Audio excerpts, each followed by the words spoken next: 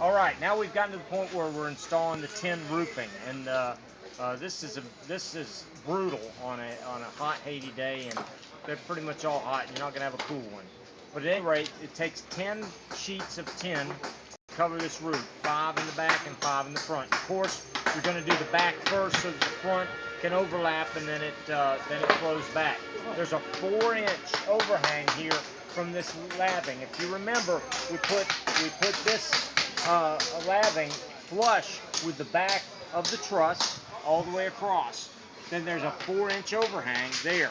There's 5 pieces of tin going across, 2 of them with a single overlap of the ridges, and then 2 others have a double overlap. Okay, when we get all this up, then you're going to fasten it down. Now here's where you're going to need some different tools. This uses a 1/4-inch drive hex socket to drive in these little screws. They've got the rubber grommet on them to seal them and everything. You're going to drive the screws in into the lathing on the ridge. Okay, and the reason is if you put screws in down here, you're more likely to leak. Water's going to run off of the ridge, so you're less likely to leak. You don't want to put too much torque on these screws. You don't want to crush this ridge down into the lathing.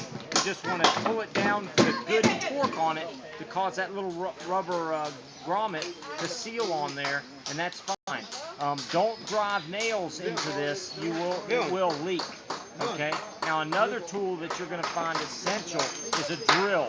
A drill with a little bit. You know, the one we picked was a 9/64. That you just need that to start a pilot hole. These the screws that they provide aren't self-starting very well. They'll do okay in a single, but here where you've got an overlap like here and you're going through double, it's not going to work. You're going to have a hard time. So what you need is a couple of cordless drill drivers, one with the drill bit and one with a little nut driver, and a 1/4-inch nut driver. And you go all the way across every single ridge. You're going to drill a hole and follow that up with a screw. You're going to do that in the first and the second lathing from the front. Don't yet do it on the third. Why? Because you're going to put another row of tin up, and then you're going to be going through, in some cases, up to four layers of tin up there on the double ones. So you got to drill those, and then you go on to the front and you close it up, and then you're all set. That's going to, by putting it 4 inches here, then in the front you need, somebody help me, 9 inches in the front. A little bit of artwork to this. This is not pure science, because trying to make this right, you got some flex in that tin. Your stuff might not be 100% perfect square, but you don't want it to look all jacked up.